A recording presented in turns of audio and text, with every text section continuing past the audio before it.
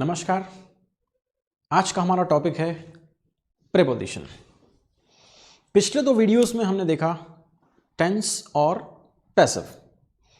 आज हम देखेंगे कि ये प्रीपोजिशन आखिर क्या है। आपने पहले सुना होगा और सीखने की कोशिश भी की होगी, पर शायद इस प्रीपोजिशन में बहुत कंफ्यूजन आया। कई बार हमने सीखा लेकिन उतने अच्छे से इसको हम समझ नहीं पाए। सो प्रीपोजिशन क्या है, वो क्या होती हैं, उनका यूज कैसे होता है, उनमें इतना कंफ्यूजन क्यों होता है, ये सब चीजें हम आज इस वीडियो में देखने वाले हैं। तैयार हैं आप सीखने के लिए कि आखिर प्रीपोजिशंस क्या होती हैं? चलिए शुरू करते हैं कि प्रीपोजिशंस क्या हैं आखिर। Very good. तो ये हमारी स्क्रीन पर पहला सेंटेंस रहा कि प्रीपोजिशंस क्या होती हैं, है ना। इसमें हमें थोड़ा डाउट है। दूसरा है प्रीपोजिशन का कार्य क्या होता है, मतलब प्रीपोजिशन का फंक्शन क्या है, प्रीपोजिशंस करती क्या है ना, ये भी हमें देखना पड़ेगा। सो हम शुरू करते हैं सीधा कि प्रीपोजिशंस आखिर होती क्या है। आपके हिसाब से आपको क्या लगता है कि प्रीपोजिशंस क्या होती है?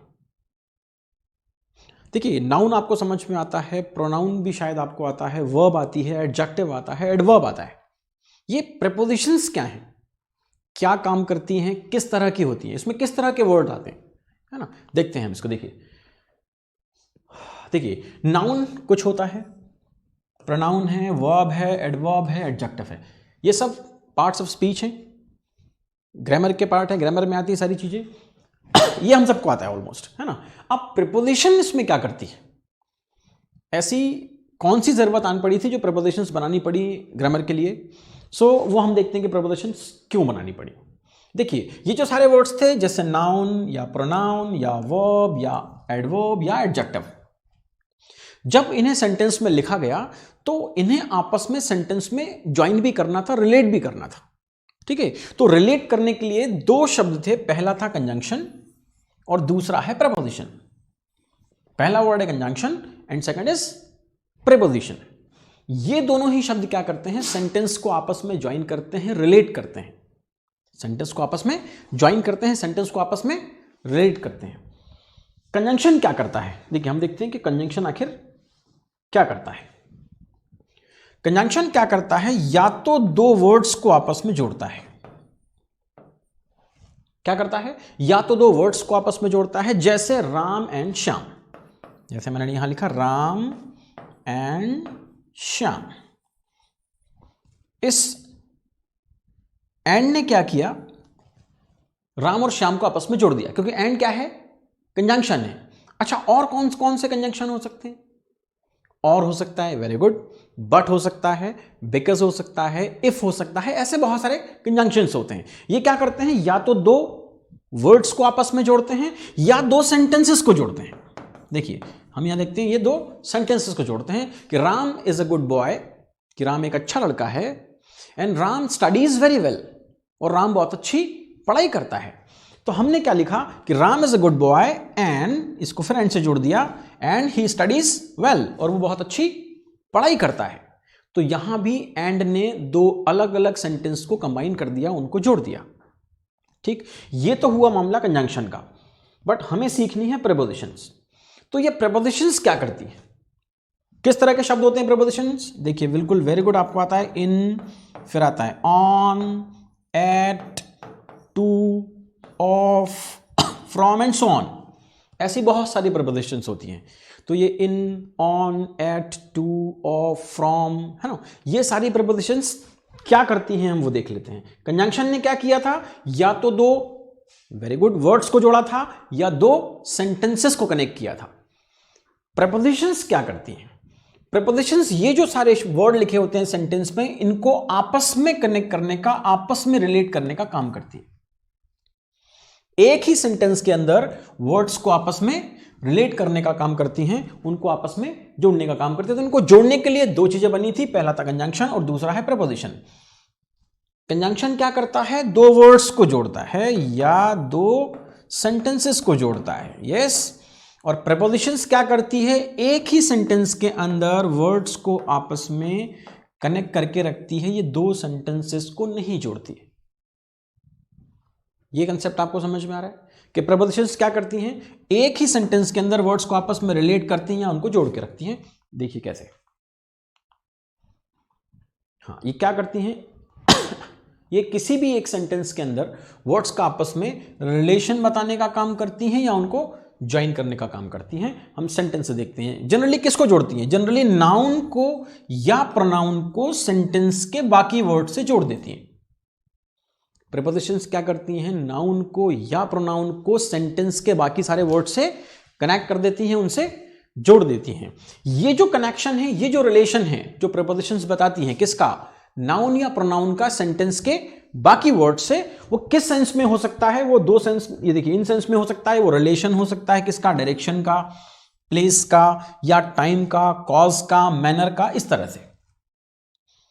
मतलब जो प्रीपोजिशंस हम यूज करते हैं वो रिलेट तो करती ही हैं सेंटेंस के अंदर, उसके अलावा भी वो क्या करती है, उस रिलेशन को बताते बताते वो क्या बता सकती है, डायरेक्शन बता सकती है, प्लेस बता सकती है, है ना, टाइम बता सकती है, कॉज या मैनर।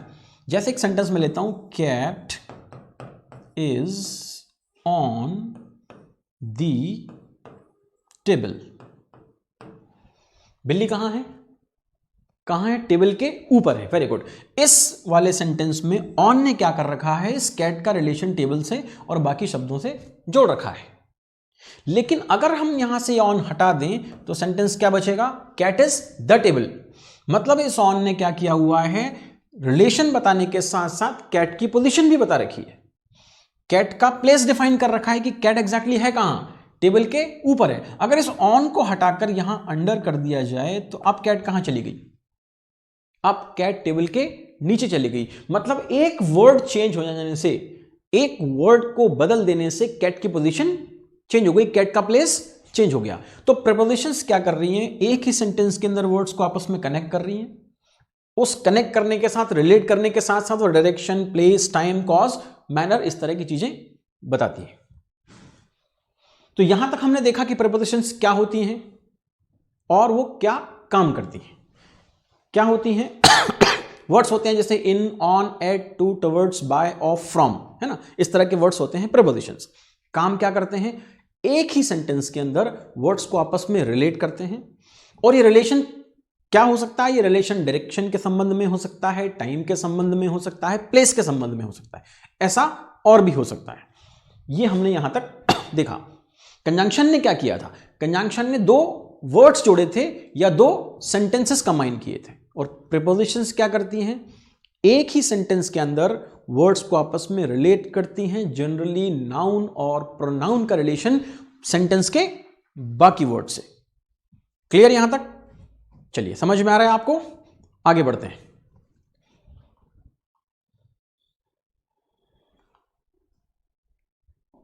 अब ये सेंटेंस जैसे आपके सामने लिखा है, फर्स्ट सेंटेंस है cat is under the table, है ना, ये कैट कहां है, टेबल के नीचे है। इस अंडर ने कैट का रिलेशन टेबल से या बाकी वर्ड से डिफाइन किया हुआ है। और ये कैट हमें अंडर क्या बता रहा है, कैट की पोजीशन बता रहा है। दूसरा लिखा है ही केम बाय बस, ये बाय यहां पर प्रपोजिशन है। तीसरा है she went to the market, ये टू यहां पर प्रपोजिशन है ना। तो अंडर, बाय, टू, ये सब प्रपोजिशन है सेंटेंस में। अब ये प्रपोजिशंस इतनी कठिन क्यों लगती हैं, आपको उसमें कई तरह के कंफ्यूजन आते होंगे, अलग अलग तरह के कंफ्यूजन आते होंगे। देखिए मैं बताता हूं कैसे आता है। पहला ऐसा लगता है कि ये जो प्रपोजिशंस हैं इनका मीनिंग बार बार चेंज हो जाता है। लगता है कि आपको कभी ऐसा, अभी एग्जांपल हम देखेंगे तो आपको समझ में आएगा, है ना। दूसरा कंफ्यूजन क्या है कि कहीं कहीं पर प्रपोजिशन फिक्स्ड होती हैं। चूंकि हमारी आदत पड़ी है क्या, हम हिंदी से ट्रांसलेट करके प्रपोजिशन लगाते हैं, इसलिए कई बार वो सही तरह से फिट नहीं हो पाती। और तीसरा जो सबसे इंपॉर्टेंट है वो है फ्रेज। प्रपोजिशंस या तो नाउन के साथ या वर्ब के साथ या एडजेक्टिव के साथ मिलकर क्या करती हैं, फ्रेज बनाती है। फ्रेज में क्या होगा, दो अलग अलग वर्ड होंगे, जैसे एक वर्ब होगी, एक प्रपोजिशन होगी, लेकिन जब हम उनको कंबाइन करेंगे तो उन दोनों वर्ड को मिलने के बाद जो वर्ड बनता है उसका मीनिंग बिल्कुल डिफरेंट आएगा, है ना। हम एग्जांपल से समझेंगे इन तीनों चीजों को। पहला क्या था, प्रपोजिशंस का मीनिंग हमें बार बार चेंज होता नजर आता है, ठीक है। दूसरा हमने सीखा कि कहीं कहीं पर प्रपोजिशंस फिक्स्ड रहती हैं, एक पर्टिकुलर प्रपोजिशन आएगी तो वो ही आएगी, है ना, उसमें हम हिंदी या अपना दिमाग नहीं लगा सकते। और तीसरा, कहीं कहीं पर प्रपोजिशंस फ्रेज बना देती हैं, जब ये फ्रेज बनाती हैं तो मीनिंग बिल्कुल डिफरेंट आता है। ये 3 प्रॉब्लम्स थी जो हम प्रपोजिशन में फेस कर रहे हैं, इसलिए हमें प्रपोजिशंस काफी टफ लगती हैं, है ना। पहला मीनिंग चेंज, सेकंड कहीं कहीं पर फिक्स्ड, और तीसरा फ्रेजेस बनाती है। अब हम इसको एग्जाम्पल से समझने की कोशिश करते हैं कि ये आखिर तीनों क्या और कैसे होता है।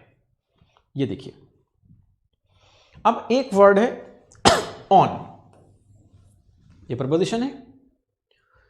इस ऑन का मीनिंग वैसे तो है ऊपर, आपको भी समझ में आता है ऑन माने ऊपर, लेकिन अगर मैं स्विच को ऑन करूं, स्विच पे लिखा रहता है ऑन, अगर स्विच प्रेस किया जाए तो वहां भी ऑन होता है, तो आपके हिसाब से उसका मीनिंग चालू करना हो गया, है ना। और यदि मैंने कहा कि I will meet you on Monday, क्या कहा, I will meet you on Monday, अब मैं मंडे के ऊपर तो नहीं मिलूंगा, मंडे को मिलूंगा। Very good. तो अब यहां ऑन का मीनिंग क्या निकला, को निकला, मतलब 3 अलग अलग सेंटेंसेस में ऑन का मीनिंग बिल्कुल अलग हो गया।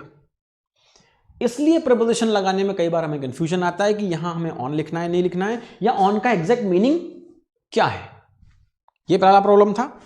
दूसरा, अब ये सेंटेंस देखिए आपके सामने, ही is good dot dot dot English, है ना। इस वाले सेंटेंस में यहां फिल इन द ब्लैंक में क्या आएगा बताइए। वेरी गुड, एक सुर में आप सब लोग कह रहे हैं इसमें इन आएगा, he is good in English. ठीक, मैं यहां लिख देता हूं, he is good in English, यही आएगा। Very nice. दूसरा सेंटेंस देखते हैं, he died dot dot dot cancer. अब इसमें क्या आएगा, कुछ लोग कह रहे हैं फ्रॉम आएगा, वेरी गुड, लिख लेते हैं, फ्रॉम आएगा। कुछ लोग कह रहे हैं नहीं बाय आएगा, बाय लिख लेते हैं। और क्या आ सकता है, अच्छा और भी कुछ हो सकता है क्या। देखिए, पहले वाले एग्जांपल में आपने कहा कि ही is good in English, second example में आपने कहा ही डाइड कैंसर, आपने कहा फ्रॉम कैंसर या बाय कैंसर। अच्छा, आपने यहां इन क्यों कहा, क्योंकि आपने इस सेंटेंस को हिंदी में ट्रांसलेट किया, आपने ट्रांसलेट करके देखा कि ही इज गुड, वह अच्छा है इंग्लिश में, है ना, और में मींस इंग्लिश में इन, इसलिए आपको लगता है कि यहां इन आएगा, जबकि इसका राइट आंसर है ही is good at English, good at English, ना कि इन इंग्लिश। अब यहां आप गलत हो गए। अगला सेंटेंस देखते हैं, ही डाइड कैंसर। आपने फ्रॉम या बाय क्यों लगाया था, क्योंकि आपके हिसाब से फ्रॉम का मतलब भी से या द्वारा होता है और बाय का मतलब भी से या द्वारा होता है, और आपका मीनिंग जो आपने निकाला था कि ही डाइड, उसकी डेथ हो गई कैंसर से या कैंसर के द्वारा, यही लगाया था आपने, दोनों ही गलत है। इसका आंसर है ही डाइड ऑफ कैंसर। अब आपको लग रहा होगा कि ये क्या हो गया, आपने तो हिंदी मीनिंग के हिसाब से बिल्कुल सही लगाया था। हमने सेकंड पॉइंट देखा था कि कहीं कहीं पर प्रपोजिशन फिक्स्ड होती है ना। अब फिक्स्ड कैसे होती है, कभी कभी वो अपने से पहले वाले वर्ड के साथ फिक्स्ड है। जैसे अगर आप किसी चीज में अच्छे होंगे तो गुड के साथ ऐड लगेगा, good at playing, good at dancing, है ना, good at cracking jokes, good at mathematics. ऐसा भी कहते हैं कि हमारा एक फ्रेंड है वो मैथमेटिक्स में बहुत अच्छा है, तो ही is good at mathematics. Yes, good at science, good at English, so he is good at English, ना कि इन इंग्लिश। ये क्लियर हुआ आपको कि जब कोई व्यक्ति किसी चीज में अच्छा होता है तो हमें क्या करना होता है, उसे कहना होता है ही is good at. Second example देखते हैं, ही डाइड ऑफ कैंसर। अब यहां ऑफ क्यों आया, अगर किसी की डेथ किसी डिसीज से होती है, किससे होती है, डिसीज, है ना, डिसीज। देखिए डिसीज की स्पेलिंग देखते हैं, डिस और ईज, कितना आसान है इसको समझना, डिस एंड ईज। ईज अगर डिस हो गया तो डिसीज हो जाती है हमें, है ना। चलिए, डिसीज मतलब बीमारी। सो अगर किसी व्यक्ति की डेथ किसी डिसीज से होती है, सॉरी, तो हमें क्या लिखना होता है, ऑफ लिखना पड़ता है। He died of cancer, of malaria, of pneumonia, है ना। किसी डिसीज से अगर डेथ होगी तो डाइड ऑफ समथिंग, किसी डिसीज से। लेकिन किसी और तरह से अगर डेथ हो जाए, अगर किसी की डेथ एक्सीडेंट में हो जाए तो हम कहेंगे ही डाइड इन एक्सीडेंट, ना कि ऑफ एक्सीडेंट, क्योंकि एक्सीडेंट कोई बीमारी नहीं है ना। बीमारी क्या है, कैंसर है, निमोनिया है, समथिंग, है ना, ये बीमारियां होती हैं। तो ही डाइड ऑफ आएगा। पहले वाले का आंसर था एट, सेकंड का आंसर है ऑफ। एक और सेंटेंस देखते हैं। इस सेंटेंस ने बचपन में मुझे बहुत परेशान किया। जब मैंने नया नया इंग्लिश सीखा था, स्कूल में शुरू हुआ, 6th क्लास में पहली बार इंग्लिश आई और वहां से हमने पढ़ना शुरू किया। तो जब कहीं बाहर निकलते तो लोगों के जो बाहर का जो गेट होता है, दरवाजा, उस पर लिखा होता था बिवेयर ऑफ डॉग्स। क्या लिखा होता था? Beware of dogs. But Hindi meaning जब हमने निकालने की कोशिश की तो हमें लगता था इसका मीनिंग होना, इसमें क्या आना चाहिए, क्योंकि हमने हिंदी मीनिंग निकाला कुत्तों से सावधान। क्या मीनिंग निकाला? कुत्तों से। और हमारे जो डिक्शनरी हमारे अंदर थी उसमें फ्रॉम का मतलब था से। हमारी डिक्शनरी में फ्रॉम का मतलब था से। तो हमें लगता था कि इन्होंने कुछ गलत लिख लिया, इनको इंग्लिश नहीं आ रही है शायद, है ना। राइट प्रपोजिशन हमारे हिसाब से क्या होनी थी? बिवेयर फ्रॉम डॉग्स, कुत्तों से सावधान। ठीक, जबकि वहां क्या लिखा होता था? Beware of dogs. हमने इस ऑफ का भी हिंदी मीनिंग निकालने की कोशिश की, कुत्ते का सावधान, कुत्ते के सावधान, कुत्ते की सावधान, कुछ भी नहीं जमा, बिकॉज यहां हिंदी मीनिंग से प्रपोजिशन नहीं लगेगी। ये पॉइंट समझाने का रीजन है कि हिंदी मीनिंग से प्रपोजिशंस अब नहीं लग पाएंगी। तीनों आपके जो सेंटेंस से तीनों गलत हो गए। क्यों? पहली बार में भी आपने हिंदी से लगाया गुड इन, है ना। सेकंड में फिर आपने लगाया फ्रॉम या बाय, दोनों गलत। तीसरे बार में आपने फिर हमने कोशिश की थी फ्रॉम, लेकिन सही आंसर था बिवेयर ऑफ डॉग्स, कुत्तों से सावधान। तो तीनों सेंटेंस आपको समझ में है। पहले कहा है good at, second died of, and तीसरा बिवेयर ऑफ। तो जहां प्रीपोजिशन फिक्स्ड होंगी वहां हमारा हिंदी वाला फंडा नहीं चलेगा। जब आप कोई कॉम्पिटेटिव एग्जाम्स देते हैं तो उसमें इसी तरह की एग्जाम्पल्स आते हैं, इसी तरह के एक्सरसाइज आती हैं जहां हमें हिंदी मीनिंग वाला प्रॉब्लम होता है, क्योंकि हम हिंदी मीनिंग से प्रीपोजिशन लगाने की कोशिश करते हैं, वो गलत हो जाती है। क्योंकि हमारी गलती भी नहीं है, क्योंकि हमने आज तक प्रीपोजिशन हिंदी मीनिंग से ही सीखी। हमारे लिए इन माने अंदर, ऑन माने ऊपर, और एट मीन्स ना जाने क्या था, है ना। ऐसे ही हमने सीखा है शायद। क्लियर हुआ? पहला ये कि प्रपोजिशन का मीनिंग चेंज होता है, शायद ऐसा नहीं है, यह भी आपको समझ में आएगा। दूसरा, अगर कहीं प्रपोजिशन फिक्स्ड है तो फिर वहां हिंदी मीनिंग नहीं लगेगा। ठीक, चलिए और आगे बढ़ते हैं, नेक्स्ट देखते हैं। अब हम देखते हैं फ्रेज वाला मामला। यहां लिखा है गिव, फिर लिखा है अप। गिव का मीनिंग क्या होता है? वेरी गुड, देना। और अप का मतलब ऊपर, वेरी गुड, सबको आता है, वाह। और स्मोकिंग का मतलब सिगरेट पीना, वो भी हमको आता है। अब अगर हम अपनी बुद्धि से इस सेंटेंस का हिंदी मीनिंग निकालेंगे तो गिव माने देना, अप माने ऊपर, और स्मोकिंग माने धूम्रपान। तो इसका हिंदी मीनिंग क्या निकलता है? धूम्रपान ऊपर दे दीजिए। ये क्या सही मीनिंग है इसका? जी नहीं। गिव अप जब एक साथ लिखे होते हैं तो ये फ्रेज बनाते हैं। देखिए इसमें क्या हुआ, गिव एक वर्ब है, अप एक प्रपोजिशन है, यस, अप एक प्रपोजिशन है।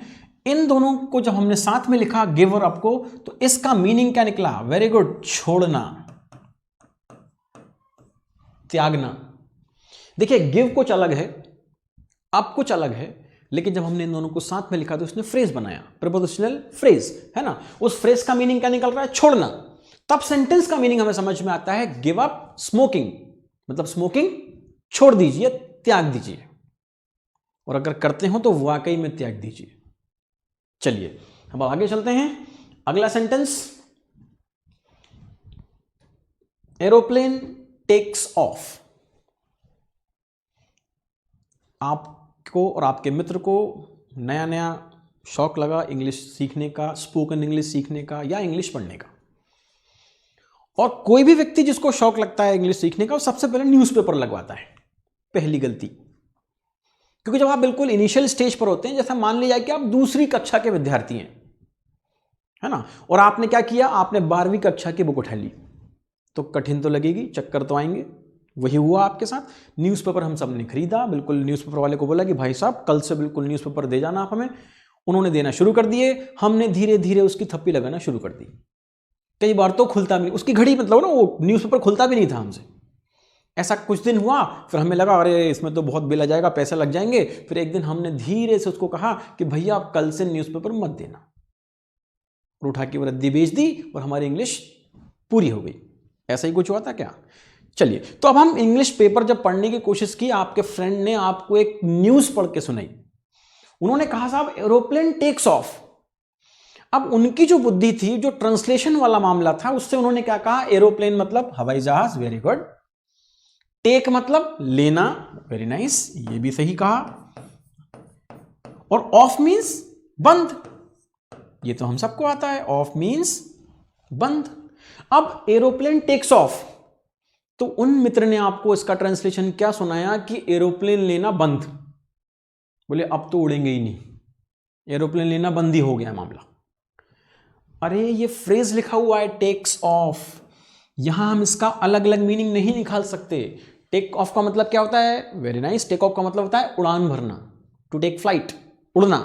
एरोप्लेन टेक्स ऑफ मतलब एरोप्लेन क्या करता है, उड़ान भरता है। देखिए फिर हमने यहां हिंदी लगाई और मामला गड़बड़ा गया। क्यों? क्योंकि ये प्रपोजिशनल फ्रेज बना हुआ है। एक और एग्जांपल देख लेते हैं। देखिए इसमें लिखा है we should look after our parents, हमें अपने माता पिता की क्या करनी चाहिए, वेरी गुड, लुक आफ्टर। अब अगर हम इसके मीनिंग पे जाएंगे अलग अलग, तो लुक मैंने देखना और आफ्टर मैंने पहले, पर ये प्रपोजिशनल फ्रेज है। इन दोनों शब्दों को जब एक साथ लिखा जाता है तो उसका मीनिंग क्या निकलता है, देखभाल करना। क्या मीनिंग निकलता है, देखभाल करना, यस। तो अब इस पूरे सेंटेंस का मीनिंग क्या हुआ, इस सेंटेंस का मीनिंग हुआ we should look after our parents, हमें अपने माता पिता की देखभाल करनी चाहिए। तीनों सेंटेंस में अगर हम हिंदी के थ्रू जाएंगे या हिंदी से मीनिंग निकालकर मतलब ट्रांसलेट करके इसका मीनिंग निकालेंगे तो सब कुछ गड़बड़ हो जाएगा। ठीक, तो ये होते हैं फ्रेज। अगर आपको अपनी लैंग्वेज को अच्छा बनाना है, इस पे कमांड करनी है, तो आपको फ्रेजेस सीखने पड़ेंगे। अब आपको लगता होगा कि साहब फिर अब ये आएंगे कैसे हमें, ये तो बहुत सारे होंगे, हमें तो रटना भी पड़ेंगे। जी नहीं, ये यूज करते करते आपको आने लगेंगे। आप पढ़ना जारी रखिए, इंग्लिश सुनना जारी रखिए, धीरे धीरे आपको आने लगेंगे। मैं एक छोटा सा एग्जांपल दिखाता हूं जो आपको पहले से आता है। एक वर्ड में यहां लिख रहा हूं, मैंने लिखा मेक अप। क्या आपने कभी सुना था इस वर्ड को? हाँ सुना है, बिल्कुल। मेकअप, मेकअप बॉक्स होता है, लोग मेकअप करते हैं, मेकअप है ना, हम सबको समझ में आता है। अब आप देखो इसमें मेक कुछ अलग है, अप कुछ अलग है। ये दो अलग अलग शब्दों को मिलकर एक फ्रेज बना हुआ है। मेक एक वर्ब है, आप एक प्रीपोजिशन है, दोनों को मिलकर एक वर्ड बना, क्या बना, मेकअप, जिसका मीनिंग हमें बहुत अच्छे से आता है। क्या आपने कभी इसको रटा था? या जिन लोगों को गिव अप का मीनिंग आता था, क्या उन्होंने इसको कभी रटा था? नहीं। ये पढ़ते लिखते बोलते जब आपके पास से गुजरा, आपको है ना, आपसे टच होकर निकला, तो आपको समझ में आया कि ये वर्ड धीरे धीरे हमारे अंदर आ गया। हमने इसको रटा नहीं। ऐसे ही और भी फ्रेजेस आपको आ जाएंगे अगर आप रीडिंग और लिसनिंग अपनी जारी रखेंगे। तो हमने वो तीनों चीजें देखी कि मीनिंग चेंज होता है क्या सेंटेंस का, प्रपोजिशन का, या कहां कहां प्रपोजिशन फिक्स्ड होती हैं और कब ये फ्रेज बनाती हैं। यहां कहीं भी अब हिंदी से काम नहीं चलेगा। देखिए आज तक आपने हिंदी से काम चलाया है ना, इसलिए जब हम बुक्स पढ़ते हैं, न्यूज़पेपर पढ़ते हैं, मैगजीन पढ़ते हैं, तो कई बार अटक जाते हैं कि यहां ये प्रपोजिशंस क्यों लिखी है, ये जो प्रपोजिशन है यहां क्यों लिखी है, इसका मीनिंग तो कुछ और निकल रहा है। ठीक, आगे चलते हैं। अब जब भी आप कोई प्रपोजिशन कहीं लिखी देखें, किसी बुक में, न्यूज़पेपर में, मैगजीन में, कहीं भी, तो उस प्रपोजिशन को आपको कुछ डिफरेंट एंगल से देखना पड़ेगा। वो एंगल्स में आपको बता देता हूं कि आपको किसी प्रपोजिशन को कौन कौन से एंगल से देखना है। देखिए सबसे पहला हमारा जो एंगल है वो है हिंदी मीनिंग, जो हम आज तक निकालते आए हैं। यही करते आए हैं हम कि प्रपोजिशंस को हमने हिंदी मीनिंग से ही सीखा है, इन माने अंदर, ऑन माने ऊपर, इस तरह से। तो एक हो सकता है कि कभी कभी प्रपोजिशन हमें हिंदी मीनिंग से भी समझ में आ जाए। ये इसका फर्स्ट एंगल है, पहला नजरिया जिससे हमें प्रपोजिशन को देखना है। दूसरा होता है सेंस या लॉजिक। प्रपोजिशन अपना एक सेंस लेके आती है, अपना एक लॉजिक लेके आती है, तब हमें वहां से किससे देखना पड़ता है, उस लॉजिक से, उस सेंस से भी पकड़ना पड़ता है कि हो सकता है यहां ये लॉजिक लगा हो, ये सेंस काम कर रहा हो, हिंदी मीनिंग काम नहीं कर रहा हो, तो लॉजिक या सेंस देखना पड़ता है। कहीं कहीं पर प्रपोजिशन क्या होती है, फिक्स्ड होती है, जैसे बिवेयर में भी ऑफ फिक्स था, है ना, ऐसे ही डाइड ऑफ फिक्स था। ऐसे प्रपोजिशन फिक्स होती है, तो जहां फिक्स्ड होंगे वहां हिंदी मीनिंग तो लगेगा नहीं। ठीक, तो ये हमें फिक्स्ड वाला मामला भी देखना पड़ेगा। और फोर्थ होता है फ्रेज। जैसा भी हमने डिस्कस किया था, गिव अप या टेक ऑफ या लुक आफ्टर, है ना, मेकअप भी था। तो ये जो सारे थे ये फ्रेज थे जिसमें दोनों शब्दों के मीनिंग कुछ और होते हैं लेकिन इनका फाइनल मीनिंग बिल्कुल डिफरेंट होता है। ये हो जाता है फ्रेज। तो अब किसी भी प्रपोजिशंस को आपको, किसी भी प्रपोजिशन को कम से कम 4 एंगल से देखना पड़ेगा। फर्स्ट उसका मीनिंग, सेकंड हो सकता है उसका कोई सेंस, कोई लॉजिक काम कर रहा हो, थर्ड होता है फिक्स्ड एंड फोर्थ फ्रेज। मैं एग्जांपल से देकर दिखाता हूं आपको। एक एग्जांपल हम ले लेते हैं और उस प्रपोजिशन को हम चारों एंगल से देखते हैं। चलिए एग्जांपल ये रहा आपके सामने, इन। इनका हिंदी मीनिंग है में या अंदर। आप सब जानते हैं, बचपन से हमने सीखा में या अंदर।